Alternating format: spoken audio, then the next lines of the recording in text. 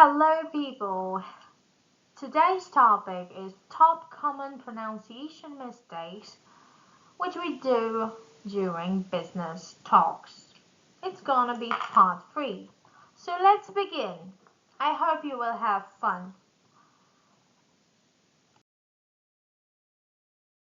Okay, so common mistakes that we will take care of today will be mispronouncing common business words, then flat intonation, and then confusing numbers and word stress, and at the end we will talk about ignoring connected speech. Okay, so we start with mispronouncing common business words. So, frequently mispronounced business words are entrepreneur, niche, also acceptable niche in some regions, often frowned upon in business settings. Paradigm, synergy, debacle. Okay guys, here we go with next set of words which we are mispronouncing in business. So the first one is cachet, then we have license, then we have coup, after that we have facade, and then we have logistics. Words which are pronounced in an incorrect way are leverage, benchmark, mostly it's overemphasized, then compliance, subordinate, facilitate, and then marginal. Okay guys, so now I think everyone will ask me how I can fix this problem. So my tip is, if you're unsure about the pronunciation, so you can check it at Cambridge Dictionary, for example, or you can listen to audio pronunciations, or you can practice aloud before meetings. And I think these 3 options are really nice, especially if you combine them all together.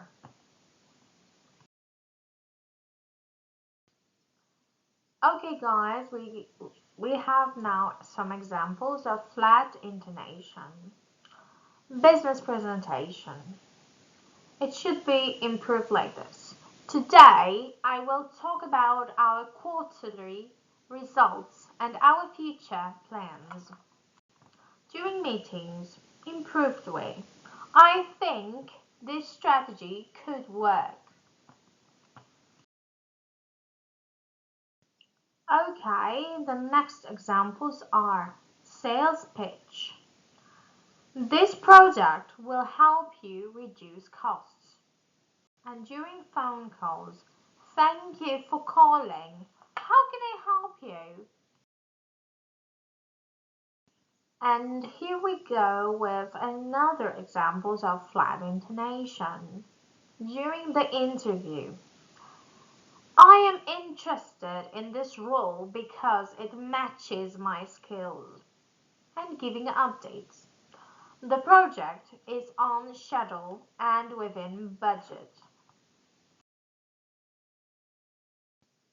Okay guys, I'm sure that you will now want to ask me why flat intonation is a problem during speaking.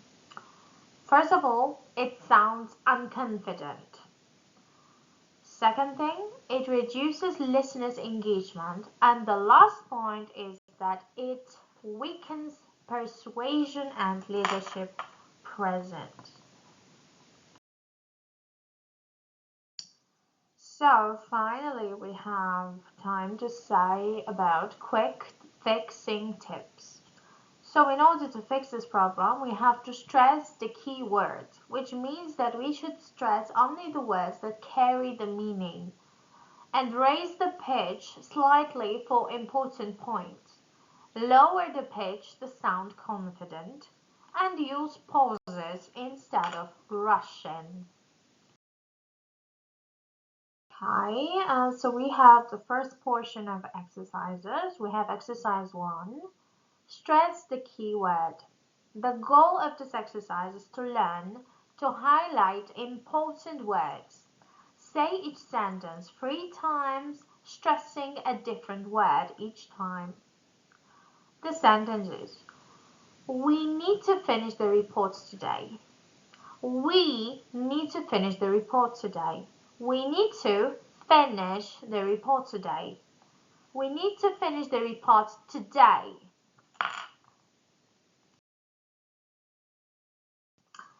Okay guys, finally we have a section about confusing numbers. When it comes to pronunciation, the most common problem. 13, stress on the end, or 30, and here we have stress on the beginning, on the first syllable. So examples, we sold 13 units last week. We sold 30 units last week.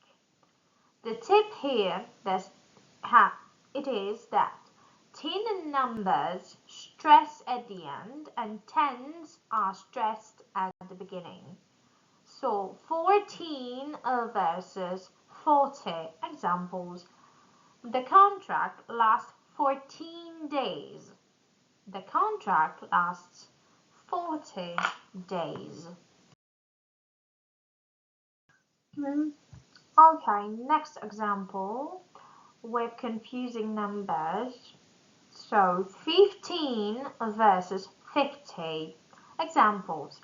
We hired 15 staff. We hired 50 staff. Phone numbers and prices. The problem here is that numbers sound unclear on calls. So we have the example. The price is 1,500 United States dollars. The price is 15,000. Business tip here is that always repeat numbers or say them digit by digit, like that's 1500.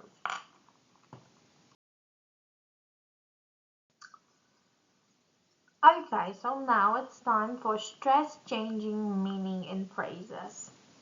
I didn't say he stole the money.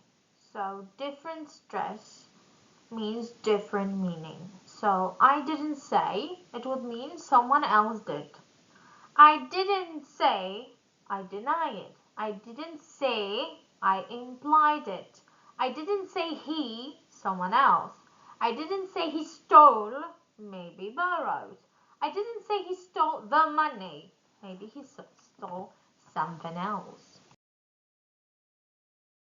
Okay guys, and here we go with very important part. Ignoring connected speech. I want to tell first of all, what is connected speech? So connected speech is how words run together in natural spoken English. Sounds are linked, reduced, or changed. Sometimes they even disappear. When learners ignore this, they often hear the wrong words. Okay, it's one of my favorite things. Gonna, wanna, or gotta. What learners expect is always hearing going to, wants to, or got to. And what they actually hear is gonna, wanna, gotta. Example misunderstanding. We're gonna launch next week. Learner hears we are going to launch next week, which is incorrect. Okay, so the next thing is disappearing T and D sounds. Spoken. For example, next week, people would say next week. First prize, they will say first prize, which is incorrect. And the example is the meeting's next week.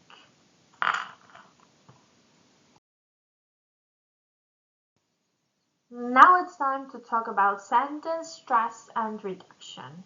Spoken, I'll send it to you by Friday. Reduced words disappear. I'll send it to you by Friday. The learner hears send what to who, right?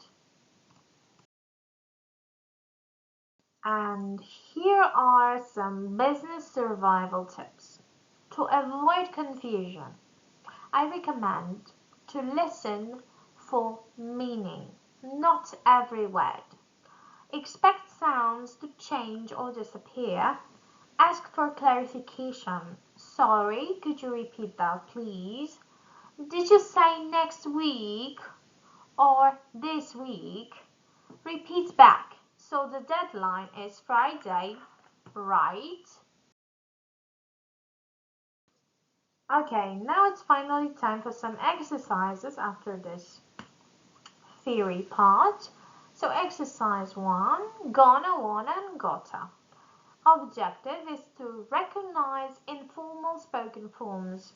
Instructions: convert the sentences to natural spoken English. I am going to call the client tomorrow. Do you want to attend the meeting? And the last one, I have got to finish the report today. Okay, and here we have the answers to the previous exercise. So the correct answers are: I'm gonna call the client tomorrow. Do you wanna attend the meeting? And the last one, I gotta finish the report today. So now it's time for exercise 2, minimal pairs, numbers. Objective. Here is that we should avoid confusion with numbers in business conversations. Instructions. Say the numbers out loud and underline the stressed syllable. So first one pair is 13 and 30. Second one is 14 versus 40.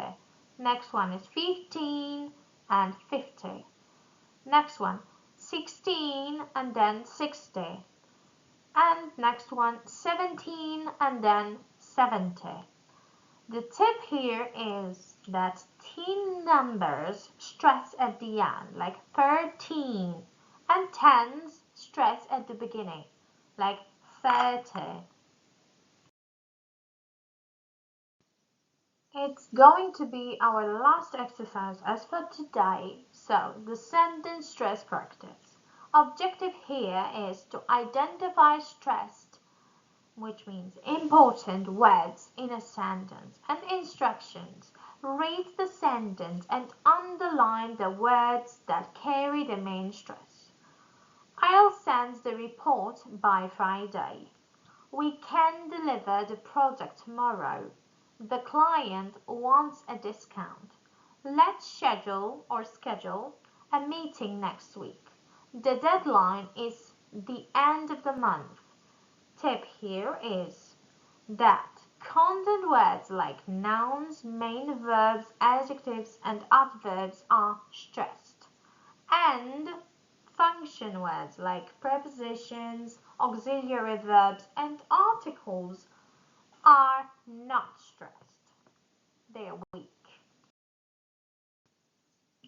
Okay guys, I want to really thank you for watching my videos. Please stay tuned and subscribe. Our next video will be showing